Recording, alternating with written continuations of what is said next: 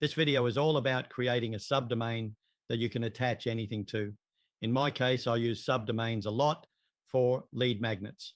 Instead of having my domain name, which is moremarketingideas.com, followed by the name of the landing page, I think it's a lot easier and a lot more legible to have something before the domain name, a prefix. You can put anything before the domain name, so it becomes anything.yourdomainname.com. The benefit of that is it makes the key message the first thing people see. Personally, I think it's a better way of doing things, though that's not necessarily everyone's opinion. Either way, when you create a landing page, you have to connect it to something. Go Highlevel will actually ask you, when you go to publish the page, what domain you want to connect it to.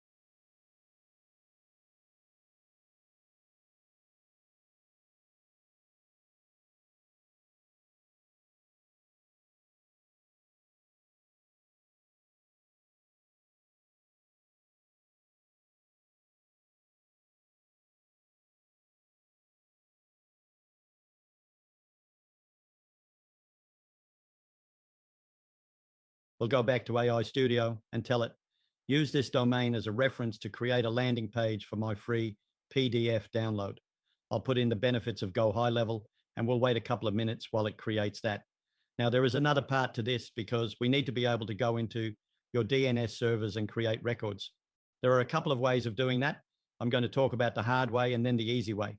While the page is being built, it's going off, pulling the contents of the website, and it will use that as its knowledge base to replicate the layout and structure. You can actually talk to AI Studio rather than typing, which makes it nice and simple to create landing pages the easy way. Before this, we would have had to use Go Highlevel's drag and drop editor, which is still very powerful, or even further back, coding websites by hand in HTML.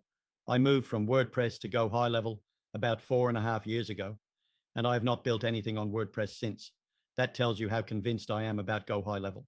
Now, the other side of this is if you've already got a landing page and it's got the, the suffix with the after the domain name, it's got the link to this page, and you'd prefer or you'd think it's a good idea to move it to a subdomain URL, then you can actually do that because you can go back up into the publish option and then add a domain name or change it.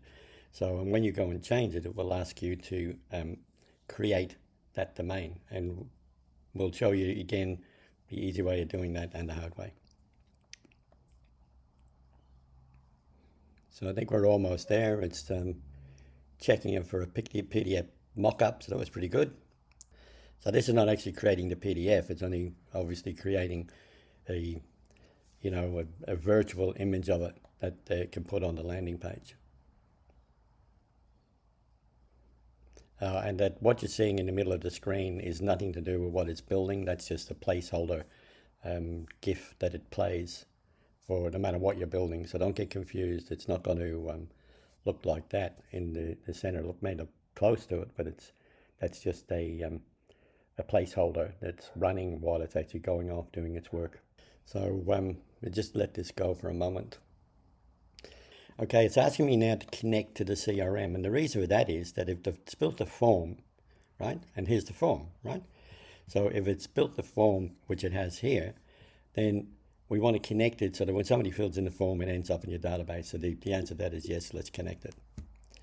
Right. Quick reminder before we continue.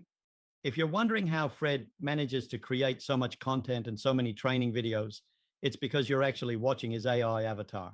While I'm taking you through this training, the real Fred is busy working with clients, building AI systems, and helping businesses implement exactly what you're learning here.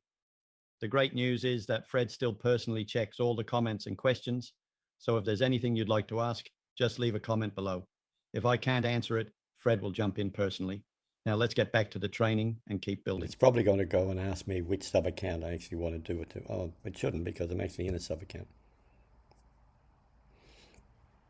And you can see here it's, you know, it's pretty close to what I had. So you can do that with any website you like the look of.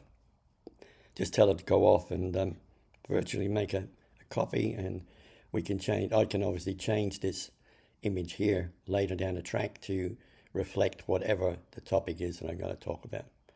Okay. So just let it finish connecting it. So it's actually picked up the subdomains location and the API key, so it actually knows that it can connect it. Okay, I think we're about there. Yep. Okay, so we're success. Okay, now the next stage, let me get rid of this message. So the next stage is we're going to publish it. Okay, and you can see here it's got it, so we'll just go publish once. And we'll just apply the changes. I'm not going to worry about descriptions and stuff like that. This is really for SEO purposes, but I'm not going to delay the video by creating those, so we can come back and do that at a later stage if we need to. And we hit publish again. Okay, and I'm going to hit publish again. And you can see this time now we've got an add a custom domain. Okay, so if we click on that, it's going to ask me what it is.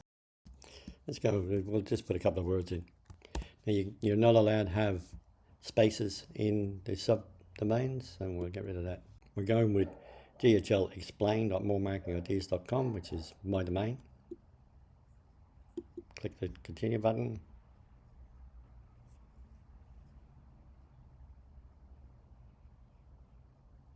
It's going off, looking to see who owns the DNS servers for that domain.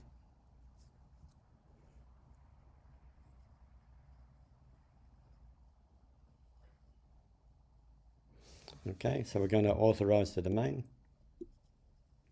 Now this is where the smart connection comes through. So it's actually got CloudFlare. So it's connected to CloudFlare because it knows that I've already set up CloudFlare and I've got a free account there, and we'll explain how to do that shortly. So I'm just going to pause the video while I connect or open CloudFlare in the browser. Okay, so we're in CloudFlare, and now it's just saying it's got all the details. It wants to create a new sub account. Okay, and the sub account is Gohighlevel, so we go authorize. This will take a couple of minutes to actually do, so it's connecting automatically to CloudFlare. It's going off doing it, and we get rid of that. Okay, and it's done and it's come back. So now we go up to publish again this time.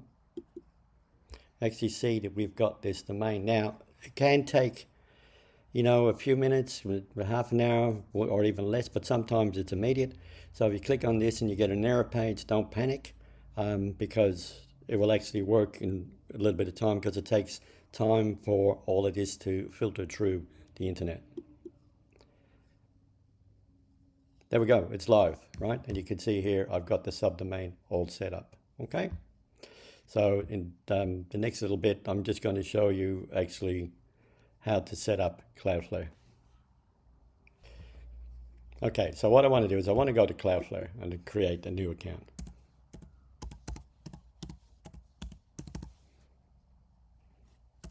And we go to cloudflare.com. Okay, I want to log in. But actually, let's just begin building for free. And I'm just going to create, I've got a test account that I can use, so it's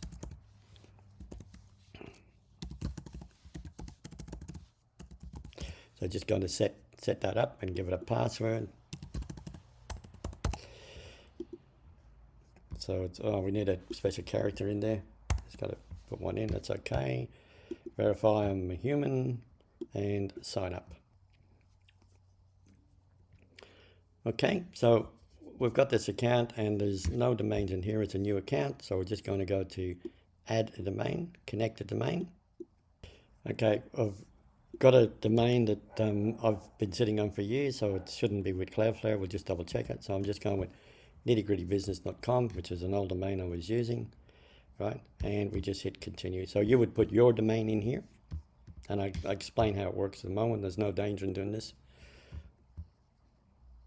So you put your domain in without the subdomain. So you've just put it in and we select the free plan. Okay. It's going off and it's checking all the current DNS records that are there. So it's got all of these here. Okay. Okay, we had a little bit of a hiccup during the recording and some of the files were deleted. So, but we got as far as this where it said that, you know, it had picked up all of the current DNS records. Okay, and then we just hit continue to activate, right? So you scroll down to the bottom and hit continue to activate. And this is where you need to contact or get into your registrar account where you actually registered your domain name, because what it's saying here is that you need to change the name servers to these two name servers. You simply copy that to the clipboard, paste it in. You will have two name servers in your existing registrar account where you bought your domain from, whether it's Namecheap or whether it's you know, GoDaddy or whatever it is. You just go in there, go to the name servers, delete the current name servers and replace them with these two name servers. And once you do that, you just hit I've updated my name servers, and then that will basically bring over all the information into CloudFlare, and that's set up. And once that's set up, it's very easy to create any subdomains in Go Highlevel, as I've shown you in the start of this video. So hopefully that helps. If you need any more information, just simply reach out. If you found this training helpful, I'd love to know. Did you learn something new? Did it give you a few ideas about how you can use AI or Go Highlevel to save time and grow your business? Let me know in the comments below. I read every comment, and if you've got a question, just ask. Fred also checks the comments personally, so if there's something you'd like us to cover in a future training, we'd genuinely love to hear from you. If you enjoyed this video, please give it a thumbs up, share it with someone who could benefit from it, and don't forget to subscribe to the channel. That way you'll be the first to know when we release new training, tips, and strategies to help you get even more from Go Highlevel and AI. Thanks for watching, and I'll see you in the next video.